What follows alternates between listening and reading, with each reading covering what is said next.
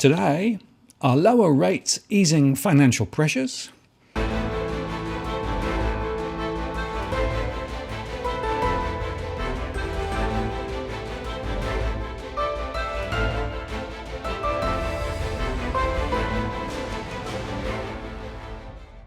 Hello again, it's Martin North from Digital Finance Analytics. Welcome to my latest post covering finance and prop news with a distinctively Australian flavour.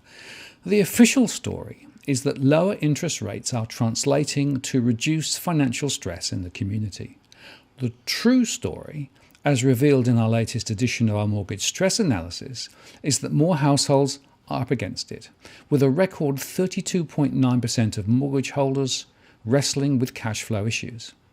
This translates to 1.08 million households in stress and more than 82,000 risking default in the months ahead. Many households are chasing their tails in that while mortgage repayments are dropping for some, rising living costs and flat real incomes are compounding their financial pressures. There was a sharp downturn in take-home pay thanks to bushfires, and the virus is beginning to hit businesses who in turn are less able to pay and retain staff, especially those on flexible contracts. We analyse mortgage stress in cash flow terms. If a household is paying out more each month, including mortgage repayments, compared with income received, they are in stress. This is not defined as a set proportion of income going on the mortgage. They may have assets they could sell, but nevertheless in cash flow terms they are underwater.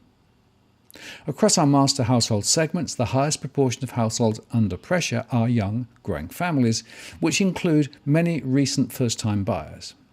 Battling urban households, those older households living in the main urban corridors, and disadvantaged fringe households, those living in the often new fringe developments, are also at the top end of the list. That said, stress takes no prisoners, in that even some wealthy households and more mature families are also under pressure. Across the states, the highest proportion of households are in Tasmania, where the recent run-up in prices against high costs and low wages is a nasty cocktail. As yet, though, defaults remain low there. In Western Australia, however, there is a significantly high level of defaults because the financial pressures have been running for years. The largest counts of stressed households are located in Victoria and New South Wales, with Queensland also seeing a further rise. And defaults are expected to rise again ahead. Across the regions there are considerable variations, with a significant spike in some areas following the recent bushfires. The top 20 postcodes reveal that Western Australian postcode 6065, which includes Tapping and Hocking, tops the list this month, with more than 7,000 households impacted. Liverpool 2170 in New South Wales, Narre-Warren 3805 in Victoria, and Toowoomba 4350 in Queensland are also at the top of the list. The common theme here is significant and recent higher density development, large mortgages, and overpriced real estate, and supported by insufficient infrastructure. As always, we remind households that maintaining a cash flow record is an essential tool to managing a household budget. There are some good tools available, for example, on ASIC's MoneySmart website. Less than half of households surveyed know their financial status. Careful prioritisation and repaying higher interest rate debts first often makes the most sense, especially when wages growth will remain sluggish and, of course, before the economic impact of the virus really hits.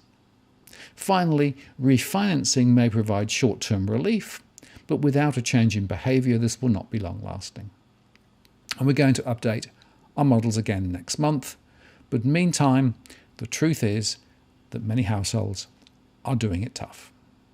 I'm Martin North from Digital Finance Analytics. Many thanks for watching, and I'll see you again next time.